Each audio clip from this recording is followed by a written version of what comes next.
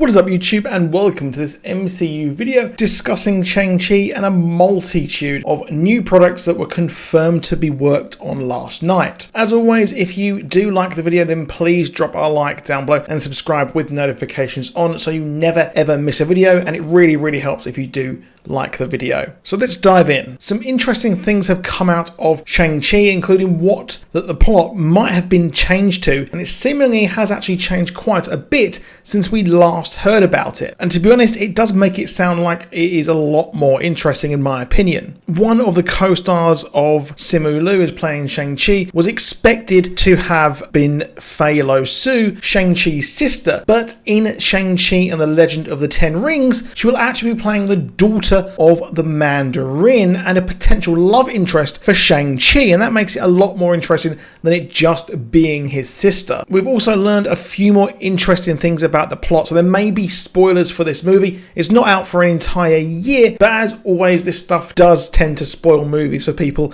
and do take it with a pinch of salt as well. According to this report, Shang-Chi has a special power, meaning that he does actually have to live in an orphanage. However, the patron of this orphanage is none other than the Mandarin. Shang-Chi escapes, leading him to go on the run, having to escape the clutches of the Mandarin for the entirety of his life. Now, let's not forget that Mandarin is a big Iron Man villain, and he was also in Iron Man 3. Eventually, this all catches up to him, and the Mandarin actually offers Shang-Chi power and money, and if this all is dependent upon that he enters a tournament that everyone in the orphanage have been training their entire lives for. Cue the Mortal Kombat theme. Whoever wins will be granted 10 rings that gives them more power and wealth, but the Mandarin wants this, and he's too old and too frail to actually fight, so he enlists Shang-Chi to do this on himself, and this tournament will be major and feature cameos from the entirety of the Marvel books. We are thinking absolutely major cameos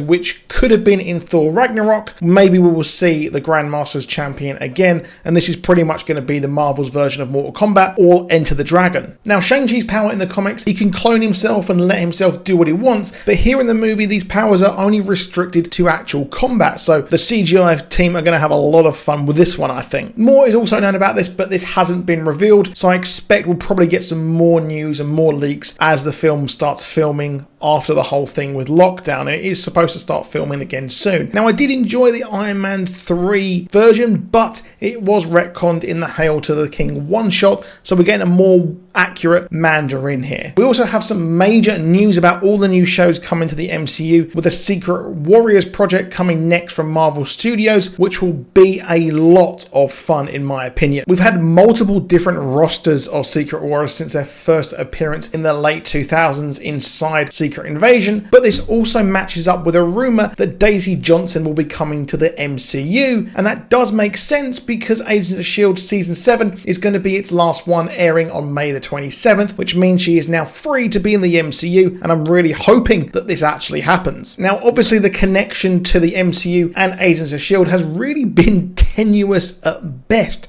especially post-Civil War, but now with Hydra being involved again, it would be really nice for this to become full canon, much like the Clone Wars did after it was added to the Disney lot of canon. In the comics, Daisy is recruited by Nick Fury along with Yo-Yo to take on the newly revived Hydra, and Hydra has been done to death in Agents of S.H.I.E.L.D., but it's coming full circle as they are going back in time in Season 7, and they're going to have to be involved or stop Hydra at one point, so maybe they're kind of rebooting Hydra to be used in the MCU once again. Now, Zemo is going to appear in Falcon and the Winter Soldier, so maybe the Secret Warriors will be called in to be used for this. The Thunderbolt and Hammer are run by Norman Osborn and were working loosely with Hydra. We even saw Norman Osborn try to kill Nick Fury, and the Thunderbolts are rumoured to be a part of a longer thread throughout the entirety of these brand new shows, including WandaVision. And S.H.I.E.L.D. were disavowed due to Secret Invasion, so seeing Hydra pop up once again I think would be really, really cool, and seeing a sort of spy thing popping up, I would absolutely love it. Now, as well as this, we are also getting a Secret Invasion TV show. A few months ago it was rumoured that Captain Marvel 2 would indeed be Secret Invasion, but Secret Invasion will be wrapped up and tied up with the Sword TV show. So we're getting a Sword TV show in a coming years at least. It'll be quite a while, and this is the cosmic version of S.H.I.E.L.D. So I'm expecting that Secret Invasion will be involved with that, especially because Nick Fury is actually in space. So it'd be nice to see him and Brie Larson's Captain Marvel be involved with that. And of course the Skrulls are on Earth, and they are synonymous with that storyline, considering that they actually invaded Earth. And well, it's going to be fun to see how they do this, considering that the Skrulls are actually the good guy now. Considering the Secret Warriors were actually born out of the chaos that was Secret Invasion, I would expect some heavy crossovers here. Ghost Rider has also been confirmed to coming to Marvel once more. We were going to get a Ghost Rider series with Gabriel Luna, who was fantastic in Agents of S.H.I.E.L.D., but that was absolutely canned.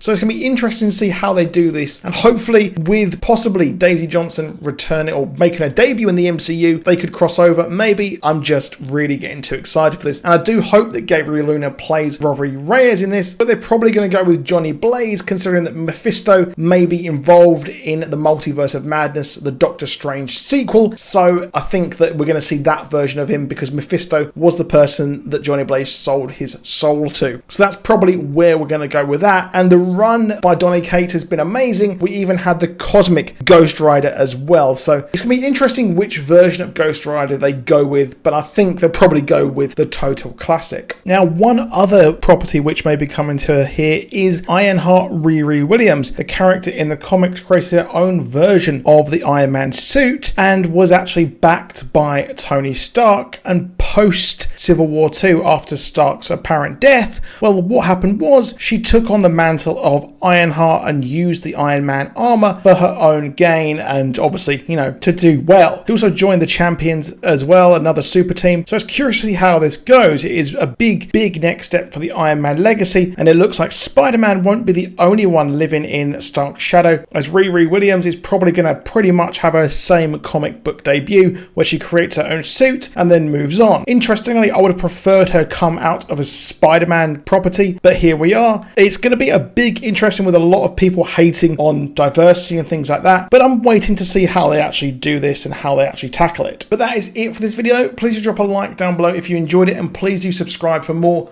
with notifications on. We've got our Kimmy Schmidt versus the Reverend video coming tomorrow, and we're getting some more early reviews as well in the coming weeks. So I'll see you soon, and goodbye.